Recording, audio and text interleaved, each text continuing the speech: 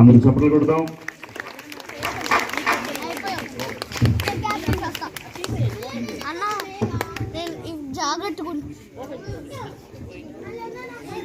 రైతు తండ్రి కుమార పరిశుద్ధాత్మ నామంలో భూరధ్వనితో